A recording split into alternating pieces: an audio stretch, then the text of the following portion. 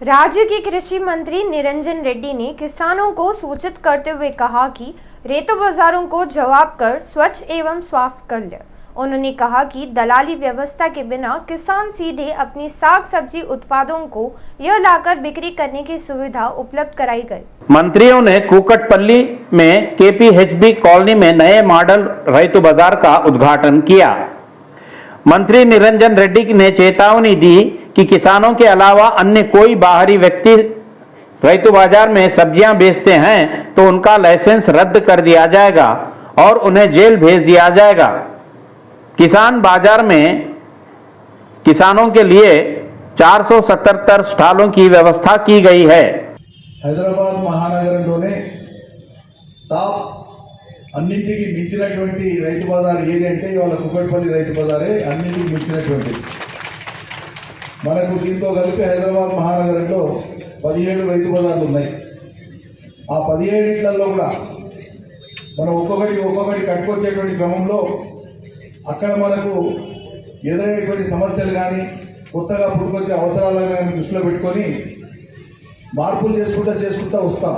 कुकटपल्ली क्षेत्र के KPHB division में नवनिर्मित मॉडल रैतु बाजार का राज्य के मंत्रियों हरीश राव, निरंजन रेड्डी, मल्ला रेड्डी ने विधायक माधवरम कृष्णा राव तथा एमएलसी नवीन राव के साथ मिलकर उद्घाटन किया।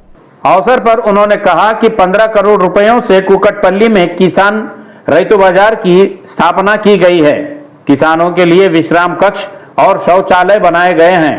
मुख्यमंत्री केसीआर के कस्बों, शहरों और जोनों में एकीकृत बाजार स्थापित करने के लिए कदम उठाए हैं। किसानों को अपनी उपज बेचने में कोई कठिनाई ना हो, किसानों के लिए रैतु बाजारों का स्थापित किया गया है। उन्होंने उम्मीद जताई कि कुकटपल्ली रैतु बाजार राज्य भर के अन्य किसान बाजारों के लिए एक आदर्श रैतु बाजार बनेगा। मॉडल मार्केट रैतु बाजार केपीएचबी కాలనీలో ఒక బ్రహ్మాండ వాతావరణంలో సుమారుగా 1000 మంది రైతులు అమ్ముకునే విధంగా, గ్రూప్ సంఘాలు అమ్ముకునే విధంగా అన్ని రకాల కూరగాయలు, అదేవిధంగా ఒక 25 షాపులు పెట్టి షాపులలో కూడా బియ్యం కానీ పప్పు కానీ ఇవి కూడా చేసే విధంగా ఎక్కడ హైదరాబాద్ నగరంలో ఇంత బ్రహ్మాండమైనటువంటి రైతు బజార్ ఎక్కడ లేదు। टीआरएस पार्टी के विधायक बालका सुमन ने कहा कि राज्य से धान की खरीदी से विषय में केंद्र सरकार का व्यवहार बहुत ही दुष्व्यवहार है। बालका सुमन ने कहा कि कटी हुई फसल खरीदने के लिए जब केंद्र सरकार से आग्रह करने के लिए दिल्ली गए थे तब वहां उन्हें अपमानित किया गया। बालका सुमन ने तेलंगाना में भारतीय जनता पार्टी के नेताओं को चुनौती दी कि अगर वे राज्य के किसानों को हित लेकर गंभीर हैं तो वे केंद्र से तुरंत बात कर चावल की खरीदी कराने के लिए केंद्र सरकार को मजबूर करें। తీసుకొచ్చి దీన్ని ఒక పరిష్కారం దిశగా తీసుకువెళ్ళేటటువంటి ప్రయత్నం మేము చేస్తే తెలంగాణ రైతుల్ని, తెలంగాణ ప్రజల్ని అవహేళన చేస్తూ నూకలు తినుడు అలవాటు చేయరు తెలంగాణ ప్రజలకు అని చెప్పి తెలంగాణ ప్రజల ఆత్మగౌరవాన్ని కించపరుస్తూ మాట్లాడినటువంటి కేంద్ర ప్రభుత్వ ప్రతినిధిగా, కేంద్ర ప్రభుత్వ మంత్రిగా, భారతీయ జనతా పార్టీ ప్రతినిధిగా పీయూష్ గోయల్ మాట్లాడినటువంటి దాన్ని ఖండించాల్సినటువంటి రాష్ట్ర భారतीय जनता पार्टी नायकुలు। राज्य के मंत्री पुवाड़ा अजय कुमार ने कहा कि तेलंगाना प्रदेश सरकार महिलाओं की सुरक्षा के लिए विशेष कदम उठा रही है।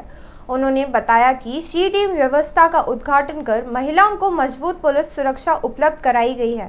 मंत्री पुवाड़ा ने महिलाओं की सुरक्षा और समलैंगिक समानता पर जागरूकता पैदा करने के लिए खम्मम सरदार पटेल स्टेडियम से लेकर टैंक बंड तक की शी टीम रन का उद्घाटन किया।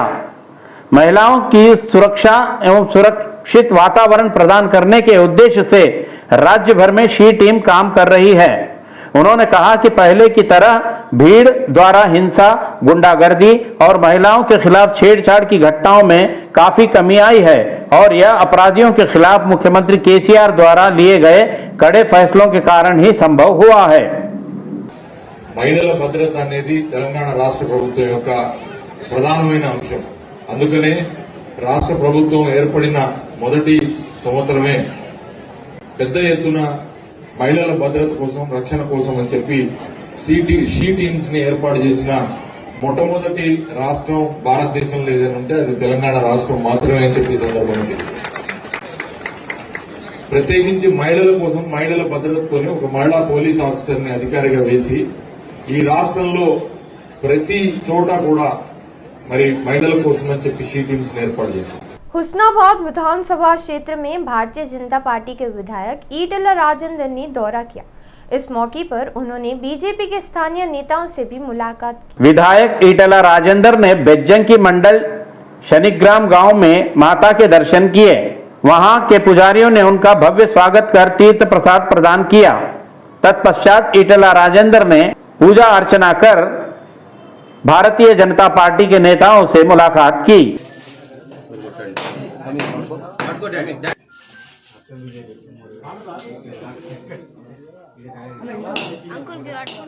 राज्य के नागरिक प्रशासन मंत्री केटीआर का अमेरिका दौरा समाप्त हो गया है। उन्होंने विभिन्न संगठनों के उससे मिलकर अपना उद्घाटन शुरू किया। न्यू जर्सी स्थित स्लेबैक फार्मा हैदराबाद ने फार्मा क्षेत्र में विस्तार योजनाओं की घोषणा की है। उसने कहा कि अगले 3 वर्षों में लगभग 150 करोड़ रुपयों का निवेश करेगी। स्लेबैक फार्मा के संस्थापक और सीईओ अजय सिंह ने केटीआर को बताया कि उनकी कंपनी हैदराबाद फार्मा में 2300 करोड़ रुपयों का निवेश किया है। एडवेंट इंटरनेशनल ने हैदराबाद स्थित जीवन विज्ञान और फार्मा कंपनियों में 1750 करोड़ रुपयों का निवेश किया है। कंपनी ने कहा कि जीवन विज्ञान के क्षेत्र में तेलंगाना सरकार द्वारा की गई प्राथमिकता को और प्रदान किए गए बुनियादी सुविधाओं को वे विस्तार कर उसके विकास के लिए बहुत ही उपयोगी साबित होंगे। अंबरपेट क्षेत्र के पटेल नगर से खुदवाई के दौरान व्याप देवता की मूर्ति मिली। इस मौके पर भारतीय जनता पार्टी के नेताओं ने मूर्ति की विशेष पूजा की। अंबरपेट संभाग के उपाध्यक्ष तिरुपति गुप्ता, बोनम राकेश और स्थानीय लोगों ने ग्राम देवती की पूजा करने के पश्चात उसकी अर्चना आदि कर कार्यकर्ताओं को संबोधित किया। बाद में तिरुपति गुप्ता ने कहा कि ग्राम देवता के लिए मंदिर स्थापित किया जा रहा है। उन्होंने इसमें सभी को सहयोग देने का आग्रह किया। ఆ తల్లి ఎక్కడి నుండి వచ్చిందో తెలియదు.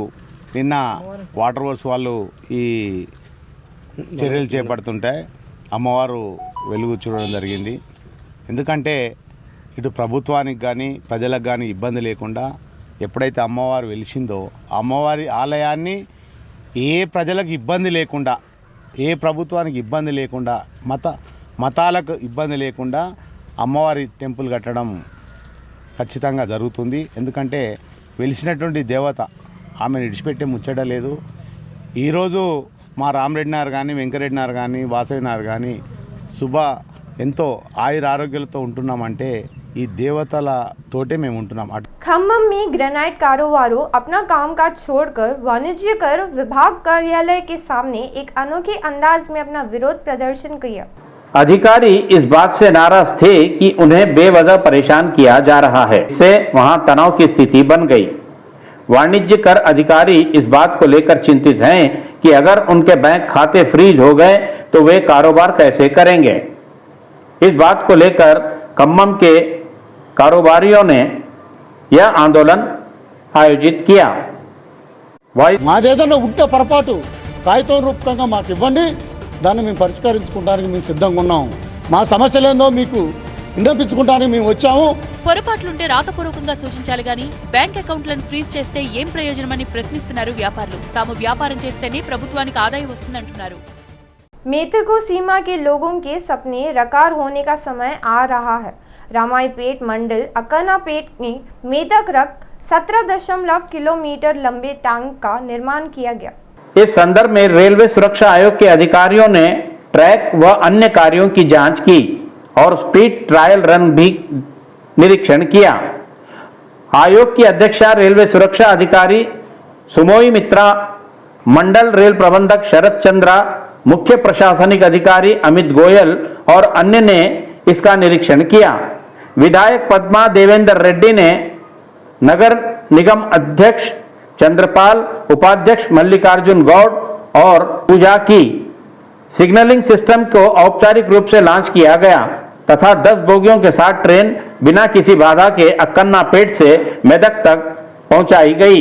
रूस तथा यूक्रेन के बीच जारी युद्ध के मद्देनजर निवेशक सोने में आए अपने निवेश को मोड़ रहे हैं। जब कच्चे तेल की एक बैरल की कीमत 139 रुपए प्रति डॉलर पर तक पहुंच गई तो सतर्क निवेशकों ने मुद्रास्फीति से डर से पाउंड स्टार्लिंग में निवेश किया, जिसे वे एक सुरक्षित निवेश मानते हैं। हालांकि जब कच्चे तेल की कीमत $100 से नीचे आई तो सोने और चांदी में तेजी का कारोबार हुआ। नतीजतन अंतर्राष्ट्रीय सोने और चांदी की कीमतों में फिर से बढ़त हो रही है, जिसको लेकर भारत के सोना खरीदने के लोग काफी चिंता में हैं। देश में पेट्रोल डीजल कीमतों में उतार चढ़ाव जारी है। तेल उत्पादक कंपनियों ने 22 मार्च से 6 दिनों के अंतराल में तेल की कीमतों में 5 बार संशोधन किया है, जिससे तेल की कीमतें बढ़ने का सिलसिला आरंभ हो गया है। पिछले 5 दिनों से पेट्रोल की कीमतों में ₹3.70 प्रति लीटर और डीजल में ₹3.75 प्रति लीटर की बढ़ोतरी हुई है। आज भी तेल कंपनियों ने पेट्रोल की कीमतों में 50 पैसे और डीजल की कीमत में 55 पैसे की बढ़ोतरी की। उपभोक्ताओं को इन्होंने यह रेटों को बढ़ाकर चौंका दिया है। फिलहाल हैदराबाद में पेट्रोल की कीमत प्रति लीटर ₹112.37 हो गई है, जबकि डीजल की कीमत ₹98.69 है। आंध्र प्रदेश के तिरुपति के समीप भकारावापेट में एक निजी बस दुर्घटना का शिकार हो गई। मंत्री पेद्दी रेड्डी ने रामचंद्र रेड्डी ने हादसे के मध्यपक्ष के सदस्यों की मौत पर दुख व्यक्त किया। उन्होंने हादसे में घायल लोगों को मुलाकात की। रुआ के साथ ही स्विम्स एंड बर्ड अस्पतालों में बस हादसे में घायल हुए रोगियों का इलाज किया जा रहा है। बेहतर इलाज मुहैया कराने के अधिकारियों को मुख्यमंत्री ने निर्देश दिए हैं। मंत्री ने कहा कि यह एक बहुत ही दुखद घटना थी और अधिकारी मौके पर थे और रात भर स्थिति की निगरानी कर रहे थे। सीएम जगन ने भाकरापेट में निजी बस दुर्घटना होने पर दुख व्यक्त करते हुए हादसे में मरने वाले लोगों के परिजनों के लिए 2-2 लाख रुपयों के मुआवजे की घोषणा की। साथ ही उन्होंने इस हादसे में घायल हुए प्रत्येक व्यक्ति को 50-50 हजार रुपए मुआवजा देने की घोषणा की। अधिकारियों ने ठीक होने तक घायलों को गुणवत्तापूर्ण चिकित्सा उपलब्ध कराने के भी मुख्यमंत्री ने आदेश दिए हैं। హాస్పిటల్కి వచ్చిన తర్వాత చనిపోయారు। మొత్తం 8 మంది చనిపోయారు। మిగతా వారందరూ కూడా నిన్న అందరినీ కూడా చూడడం జరిగింది। వాళ్ళ ఆరోగ్యం అంతా కూడా స్టేబుల్గా ఉంది। కాకపోతే ప్రతి ఒక్కరికి కూడా లెగ్ హ్యాండ్ ఏదో ఫ్రాక్చర్లు అన్నీ కూడా చాలా ఎక్కువగా మల్టిపుల్ ఫ్రాక్చర్స్ అయ్యాయి। అందరూ కూడా ప్రాణాపాయ స్థితి నుంచి బయటపడిన వారే ఇప్పుడు హాస్పిటల్లో ఉండడం, అందరూ కూడా అందరి ఆరోగ్యం కూడా స్టేబుల్గా ఉంది। మరి ముఖ్యమంత్రి గారు ఉదయం దీన్ని సమీక్ష చేసి చనిపోయిన వారికి అందరికీ కూడా తక్షణ సహాయంగా 2 లక్షల రూపాయలు